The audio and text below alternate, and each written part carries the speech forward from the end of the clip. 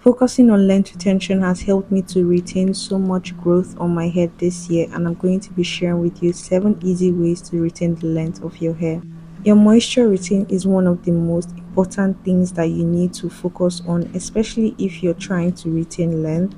Your natural hair thrives on moisture, so you need to focus on having a good moisture routine and also sealing that moisture in. So, one way I've been able to keep my hair moisturized for longer periods is using the LCO method or the LOC method, that is the liquid, cream, and oil, or the liquid, oil and cream method.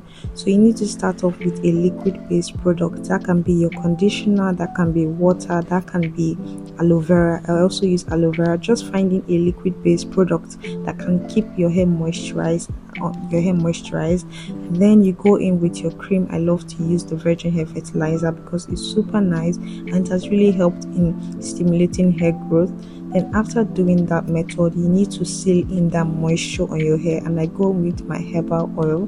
I have a video on how I make this because you can use any type of lightweight oil, but I make my own herbal oil because it has so much other properties that help to strengthen my hair and keep my hair like strengthened and also promotes hair growth.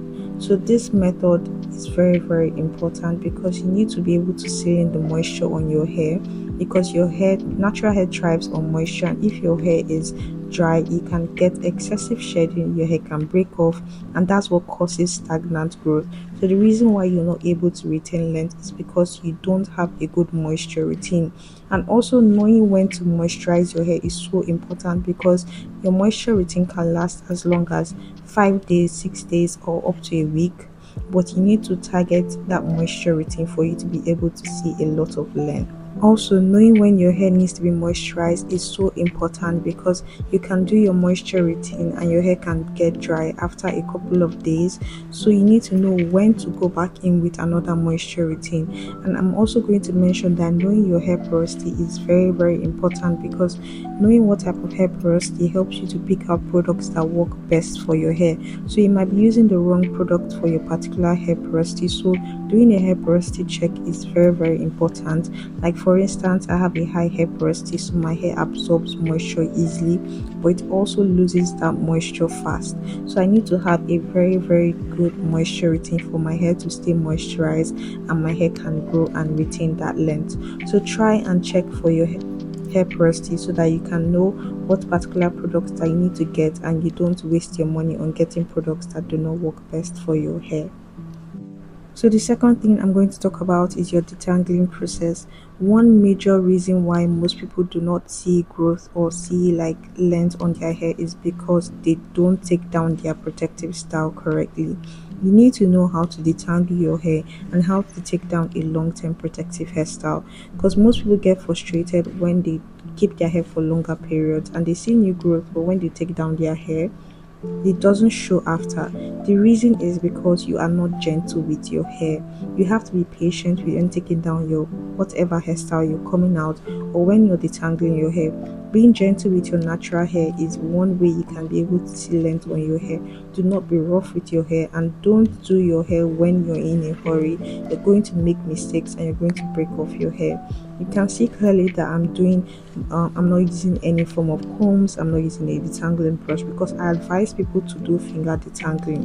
And the reason why I say this is because you can feel where the knots are in your hair. You can feel where you have tangles, and you'll be more careful to take them down, like compared to using combs or detangling brushes that are going to be rough and cause a lot of friction, and that's going to break your hair. So when you're not careful enough to use a detangling brush or a comb, you're going to snap your hair is going to break off, and you're going to see a lot of shedding, breakage. And when you're having a lot of breakage compared to your growth, your hair is going to be stagnant or it's going to get shorter. So that's one of the major reasons why you're not retaining length. You need to take care of your hair. You need to be gentle with your hair. You need to be patient when taking down your hair, because if you don't do this process carefully, you're going to destroy your hair. One tip I'm going to give when you're taking down your protective style, because you can see clearly that I'm taking down my protective style. I did a 2 month challenge, so I have a lot of tangles and knots, and you can see I'm careful with it. I'm very patient. And first thing off is that I used a conditioner on my hair to soften my hair. Then I put in a steam cap to make sure my hair is soft enough to take down. And after doing that process, I made sure to start from the tip of my hair.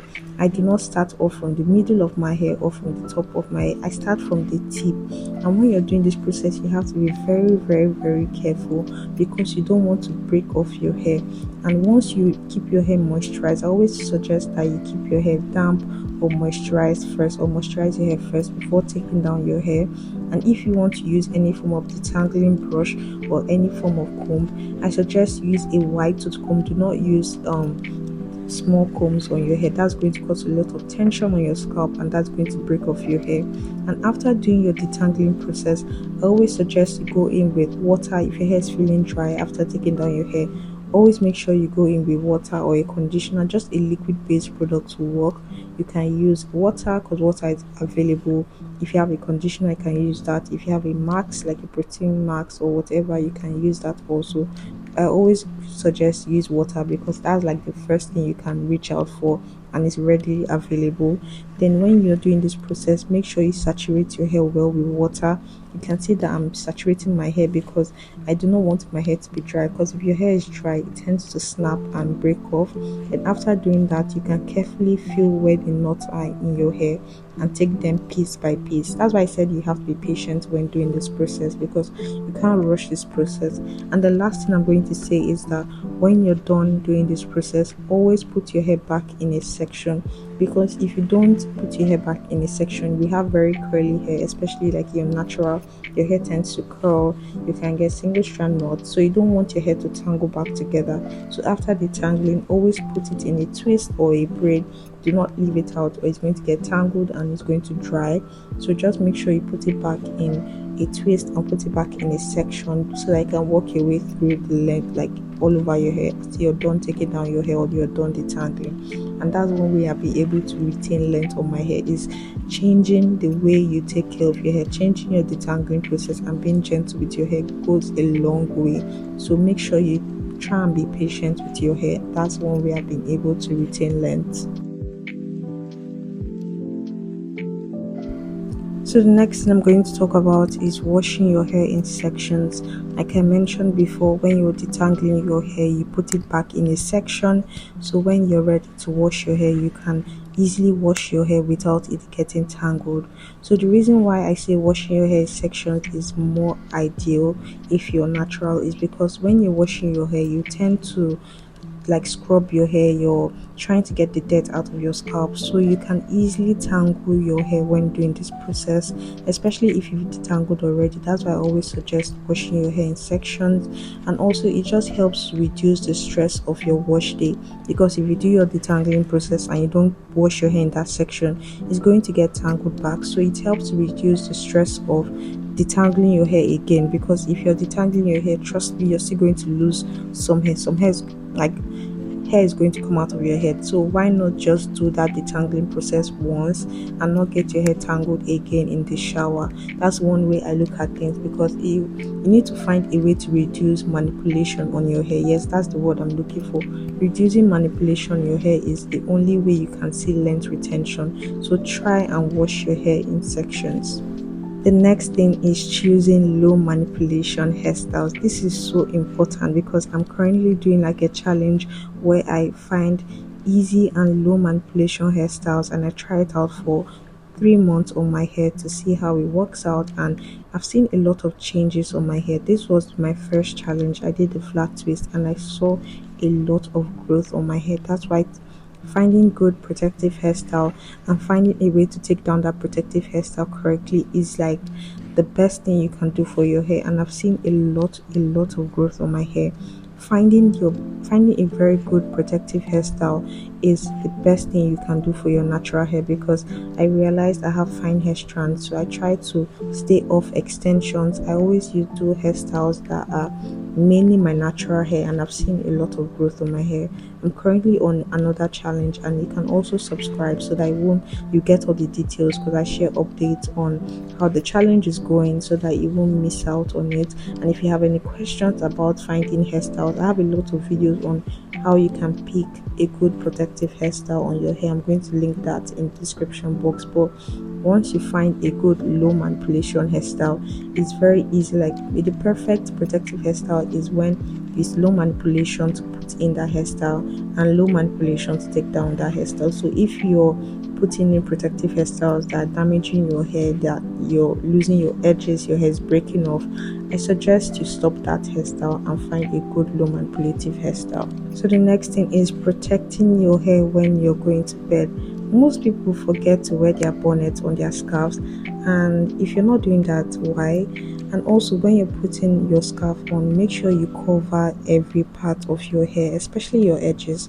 Make sure that every part of your hair is covered under that scarf or bonnet, because you don't want your hair to, like, friction on your bed sheet or your pillowcases can cause single strand knots. And also, when you don't wear your scarf on your bonnet, your bed sheet can absorb the moisture on your hair. Like I mentioned, you went in with your moisture routine, your hair is moisturized.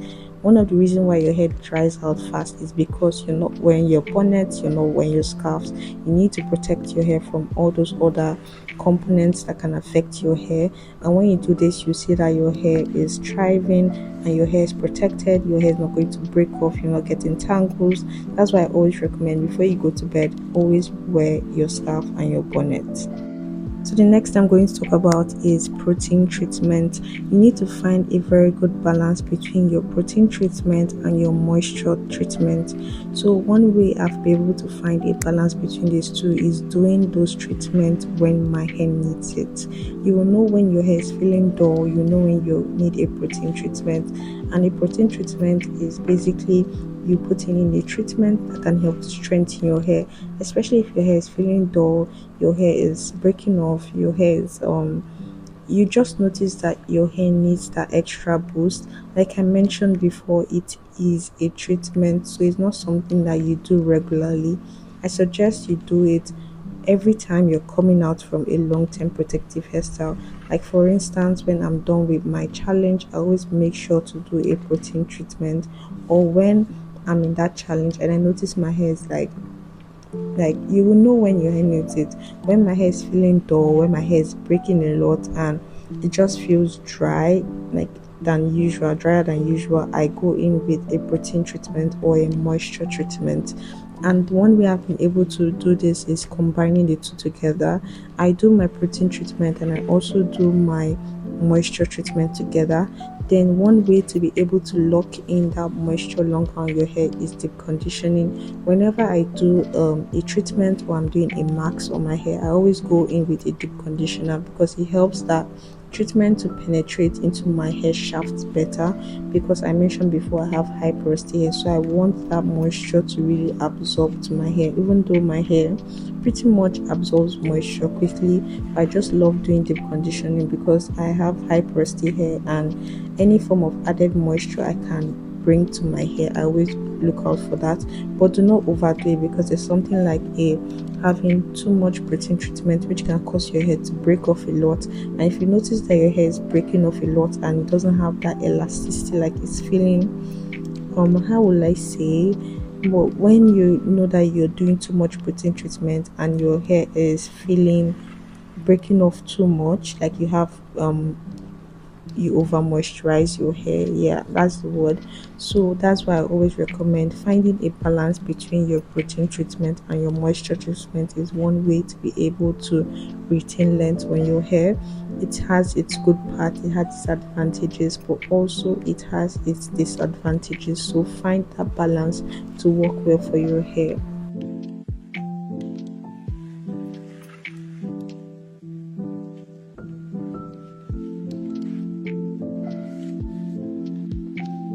So the last thing I'm going to talk about is getting rid of split ends. Split ends basically happen when you don't moisturize your hair ends, because your ends are the oldest part of your hair, and if they are constantly dry or due to weather conditions, they can end up getting split. you can end up getting split ends. And if you hold on to that length rather than trimming off those ends, they can run through the length of your hair and eventually start breaking off your hair. So that's the reason why you're probably not seeing length, is because your ends are constantly breaking off. And you can go to a professional to help you with this if you don't know how to do it, so that you don't end up cutting your hair, because it's a trim, not a haircut. So if you're new on my channel, I'm currently on a 3-month challenge, and if you want to see more updates on that, you can always hit that subscribe button and give this video a like, and also leave a comment in the comment section if you have any questions. I answer all my comments, I answer all questions you ask, and if you need any help in general, I'm always here to help. And yeah, that's the end of this video. I'll see you guys in my next one. Bye.